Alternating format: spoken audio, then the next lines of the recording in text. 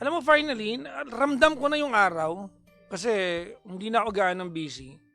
Pag busy ka, di ba, parang ang araw nakakalimutan. Ano ba? Parang, di ba? Weekend na naman pala. Weekend busy ka rin, no? Hello po sa mga taong ano, ha? Dalawa lang klase ng tao sa mundong ito. Ang nakakaligtaan yung araw. Yung sobrang busy at yung sobrang walang ginagawa. Alam mo, for the first time, si Google, hindi nagsinungaling sa akin. Tinanong ko siya kagabi. Hey Google, is it going to rain tomorrow? Sabi ni Google sa akin, it's going to rain from 6 in the morning to 8 in the PM with a break of 8 in the morning to 10 in the morning. Ang gulo, pero naintindihan ko siya. Uulan maghapon maliban sa 8 to 10 ng umaga. Hindi pa sinabi, di ba? Heto ako, basang-basang kwan. Walang pupunasan, walang mapapahiran.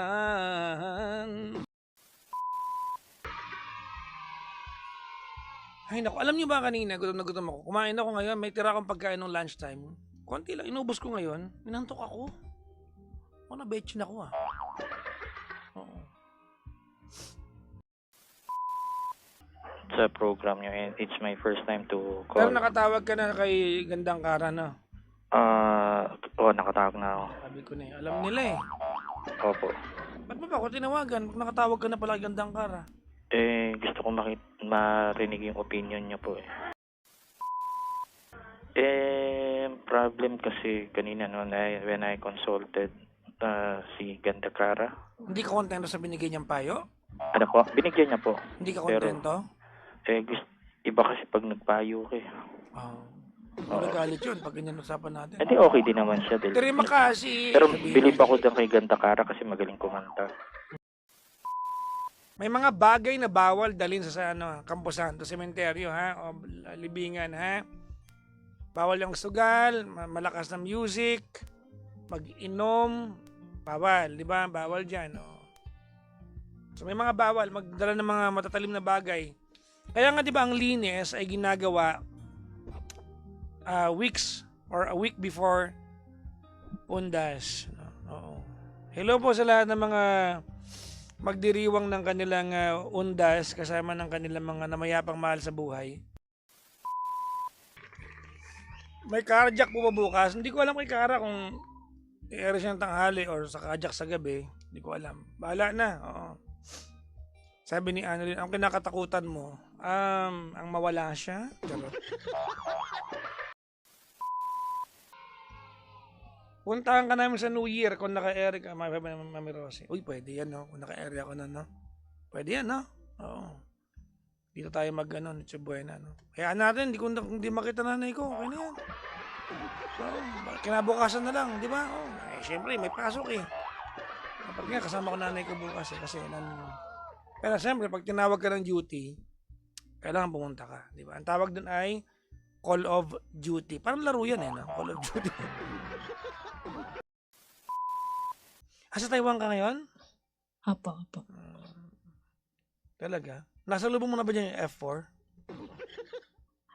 Hindi po. Pero si Sanchay po, nakita ko na. Ganda. Bago na mayapa, no? Opo.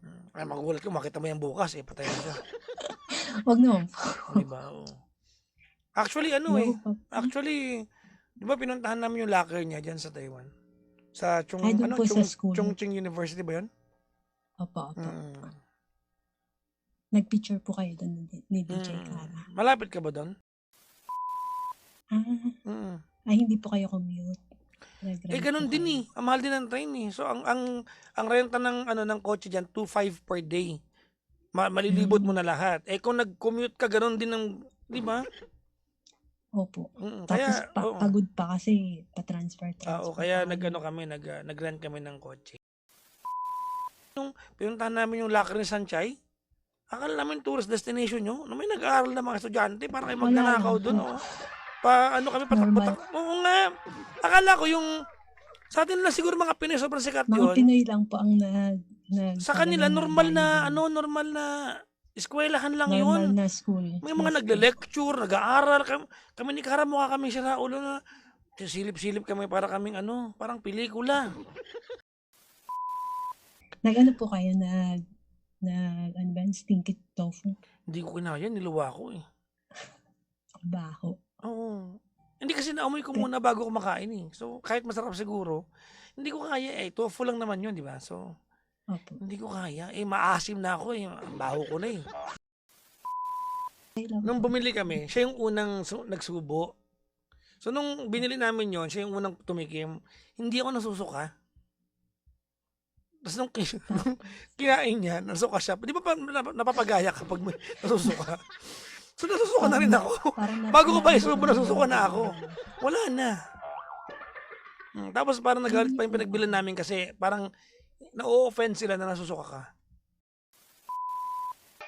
Okay. Spirit of the glass, ha? Uy, ginawa niyo ba na maliit kayo yan?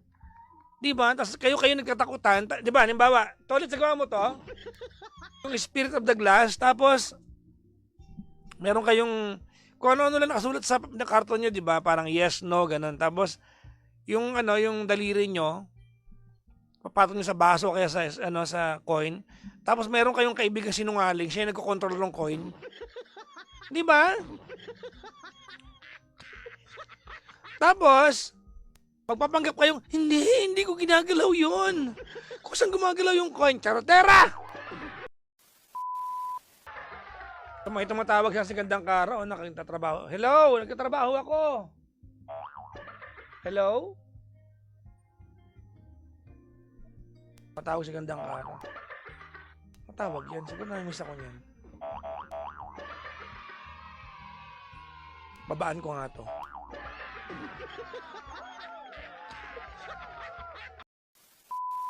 Gayang bati po. Ayan. Tumatawag. Hello? Naka-area ko.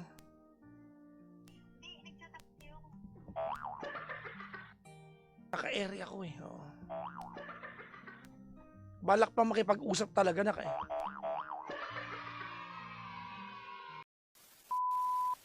nag-chat siya oh. Sabi niya, gusto mo ng Japanese vegan noodle. May crush sa akin to.